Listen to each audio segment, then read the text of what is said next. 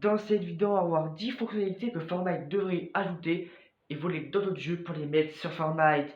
Donc on commence pour me soutenir, n'hésitez pas à mettre un maximum de pouces bleus, abonnez-vous en activant la cloche des notifications, c'est super important et on est directement parti.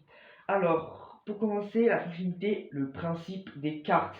Donc en gros, comme vous savez, sur Fortnite, on a une carte, donc une grande carte avec 100 joueurs. Donc le dernier en vie fait top 1. Mais pourquoi pas le principe des mini-cartes? Là en fait on a trois cartes, on a celle du chapitre 1, du chapitre 2 pardon, et du chapitre 3. Et en gros, pourquoi pas faire comme PUBG ou Warzone je crois, avoir le principe de plusieurs mini-cartes. Alors forcément, on sait où sont les loots, ça sera plus petit, donc voilà, on sait où sera les loots, le bon loot, etc.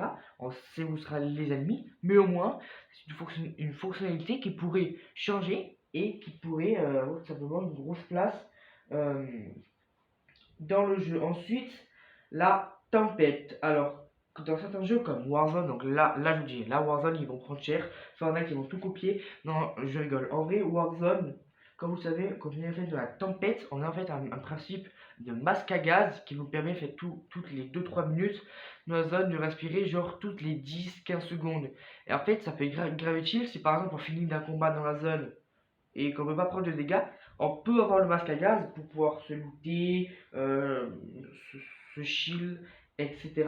Donc du coup, ça peut être une fonctionnalité qui peut être vraiment bien et que du coup, que Fortnite devrait ajouter, ça nous évitera de perdre totalement des dégâts euh, dans la tempête.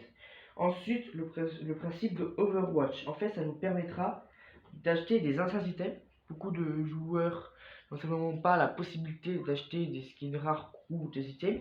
Et en gros, ça permettra une fois par an, par exemple pour Noël, bon je dis Noël, mais ça peut être n'importe quand dans l'année, d'acheter simplement des skins en fait ou des items ultra rares que les gens n'ont pas pu acheter à l'époque. C'est vrai que du coup, bah, si tu as un item rare dans ton casier, tant mieux, mais si tu l'as pas, c'est assez triste. Et du coup, ça peut permettre aux joueurs d'acheter tout simplement des anciens skins comme à l'époque en fait, tout simplement permettre d'acheter des anciens items. Ensuite, c'est la meilleure, la fonctionnalité de débloquer des récompenses à chaque top 1. Par exemple, imaginons, sur Fortnite, on a le format tracker qui permet justement de voir nos statistiques dans le jeu et tout simplement on sait quand on a fait top 1, quand on a fait 2 kills, etc. Mais pourquoi pas à chaque top 1, pour chaque kill, on a des récompenses. Par exemple, tiens, allez, 25 top 1, un revêtement, 10 kills, une emote, 50 top 1, un planeur, 100 top 1, une pioche, par exemple, 5 top 1 ou 15 top 1 accessoire de dos. Voilà, et c'est vrai que du coup, ça peut permettre aux gens de mieux rester parce que c'est vrai qu'on fait top 1, bon voilà, on a rien en échange. On a beau faire 5000 top 1, en échange, on n'a rien. Donc voilà, et c'est vrai que ça, du coup, ben, ça pourrait être pas mal. C'est vrai que certains jeux le font, comme par exemple Call of Duty. Voilà, alors moi, je joue pas du tout à Call of Duty, hein, c'est des informations que j'ai récoltées un petit peu sur le jeu ou quoi.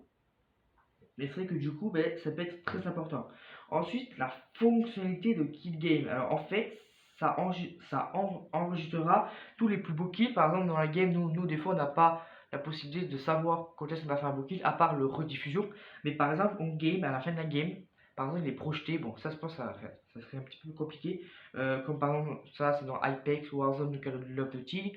De voir en gros nos plus beaux kills, par exemple, en compétition, en game normale. Ça, on a fait 2 kills en une minute, ça nous l'afficherait. C'est par exemple on a fait un beau headshot avec telle arme, mais voilà, c'est également affiché. Et je pense qu'en vrai ça peut être pas mal. Du coup, les gens pourraient vraiment mieux rentrer pour simplement avoir cette fonctionnalité. Ensuite, les armes de mêlée. Alors nous, on n'a pas vraiment de pioche de mêlée, enfin d'armes de mêlée, pardon, à part notre outil de collecte qui sert à infliger des dégâts à certains adversaires.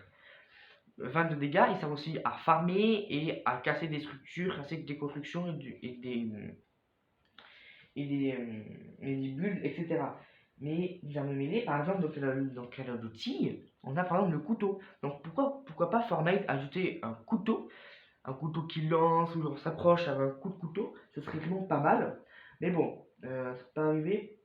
Voilà. Ou alors, vous savez, à l'époque, on a eu l'épée en saison 7, chapitre 1, à Polar Peak, il me semble, l'épée a été ajoutée 2 heures avant le tournoi et était trop cheaté, donc forcément, vous donnez bien que. Voilà quoi. Que forcément, c'est trop cheaté, donc ils l'ont retiré. Et puis, simplement, voilà. Euh, voilà. Avant-dernière fonctionnalité qui devrait arriver sur Fortnite, ça serait un chat de proximité. Alors, ça m'étonnerait que Fortnite vont travailler sur cette fonctionnalité parce qu'en fait, le chat de proximité, ça permettrait en fait, quand on est en game, d'entendre un ennemi. Par exemple, on va mettre, par exemple, si un ennemi nous tue, et ben, là, on a la possibilité de dire ouais, GG, par exemple, vous voyez, et nous, on peut l'entendre et ça peut faire plaisir. Par exemple, à 20 mètres, quand on s'approche, par exemple 10 mètres d'un ennemi ou 20 mètres d'un ennemi, le micro s'active et du coup on peut entendre le gars. Moi je pense que ça serait trop cheaté parce qu'il se dit ah voilà, Marseille est légendaire par exemple, une arme légendaire, ben nous on sait qu'il a tel stuff et on va aller le rocher. Ça va être plutôt bon au jeu. Voilà, et c'est vrai qu'on peut avoir des informations sur le gars, où est-ce qu'il est, on peut savoir tout sur le gars. Par exemple, si c'est en duo, trio, section, si il dit tiens, il y a des gens là-bas, on va les rush, nous, quand on joue, personne n'entend. Mais si le chat de proximité ben, est là, du coup, ben, ça permettrait simplement nous de nous entendre et de savoir qu'ils sont là, et du coup, c'est plus l'effet surprise. Voilà, donc c'est pour ça que moi, ça m'étonnerait franchement que Fortnite ajoute cette fonctionnalité. Alors, la dernière fonctionnalité, on sait qu'elle est en préparation par Epic Games, ça nous a dit, ça nous a été en fait simplement porté, donc ça nous a été dit, un mode à la première personne. C'est vrai que nous, quand on joue à Fortnite, on a un mode à la troisième personne, mais pourquoi pas un mode à la première personne. Ça serait vraiment incroyable, donc un mode, vous savez, séparé, parce qu'on a le mode 0 build, le mode avec build, donc pourquoi pas faire un mode séparé avec le première personne et pourquoi pas faire première personne avec build et sans build. Ça serait vraiment incroyable. Donc on ne sait pas quand est-ce qu'il va arriver, en tout cas Fortnite nous l'ont dit. Et en gros, tout le monde de nous voir tout sur la première personne. Pourquoi pas nous voir à la première personne. Et voilà, c'était la fin de la vidéo. J'espère que vous allez bien, que vous l'avez apprécié. N'hésitez pas tout simplement à me dire quelle fonctionnalité aimeriez-vous qu'elle arrive. Et sur ce les gars, on se dit à demain pour une vidéo. Allez, ciao tout le monde.